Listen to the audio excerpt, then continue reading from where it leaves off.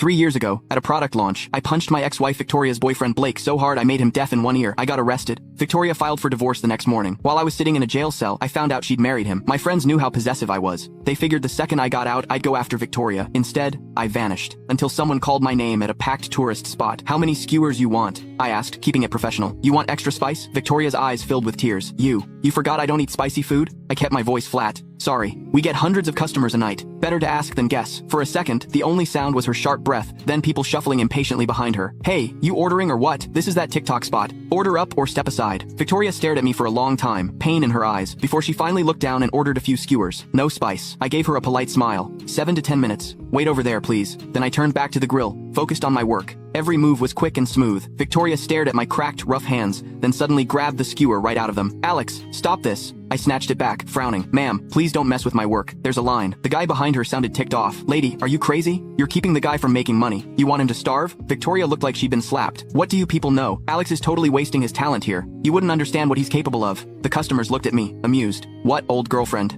Hey, I had big dreams once too. Now I drive a cab every day. Same, I wanted to be a billionaire. Now I'm drowning in debt." Victoria looked at them like they were morons, disgust all over her face. "You people just don't get it." She turned back to me, eyes bright with intensity. "Alex, I know you don't really want this. The code you wrote, the programs you built, they were genius. You could make millions overnight if you wanted. Why are you throwing it all away?" Before I could answer, her eyes went red with guilt. "Is it because of me? I know what happened hit you hard, but I never thought you'd give up like this. End up like..." Her eyes were full of pity, like I was doing something shameful. I stayed calm. "Ma'am, if you don't want the food, I can cancel your order. Please don't hold up my business." Victoria froze, shocked and hurt. She sat back down, tears spilling over. "Who said I don't want it? I'm eating." I turned back and finished up the skewers. Victoria ate while crying, glancing at me over and over, hoping I'd comfort her like I used to, but I just frowned a little and refilled her napkins. "Ma'am, if you need help, there's a police station about 500 yards that way." That finally broke her. She covered her face and ran off. I didn't see her again until I was about to close up. She stepped out of the shadows where she'd been hiding. "How long have you been doing this?" She pulled out a stack of cash and put it in front of me. "I'm here on vacation. Spend 2 hours showing me around, and you'll make more than you do at this stall." I looked at the thick stack of bills. 3, maybe 4,000. Enough for the doll Lily had been begging for. The skewers were sold out. Only an idiot would turn down easy money. "Sure, I know this place like the back of my hand." I smiled, took the cash. "No shame." Victoria's voice shook. You never used to care about money like this. Small money. Remember that time? Some rich kid offered you $500,000 just to have a drink with him? You smashed $1 million bottle of cognac over his head. It cost us a deal worth 10 times that." She looked at my greasy cheap t-shirt, her face unreadable. "Your skin's sensitive. You couldn't wear cheap polyester. You only wore custom wool suits. Even your socks cost more than your whole setup here." She couldn't wrap her head around how the flashy, big spending guy she knew had changed so much. I didn't say anything, just smiled and pointed to a building on the distant cliff, like a castle in the clouds. That building, right on the cliff. Click the link in my bio to get the full story for free.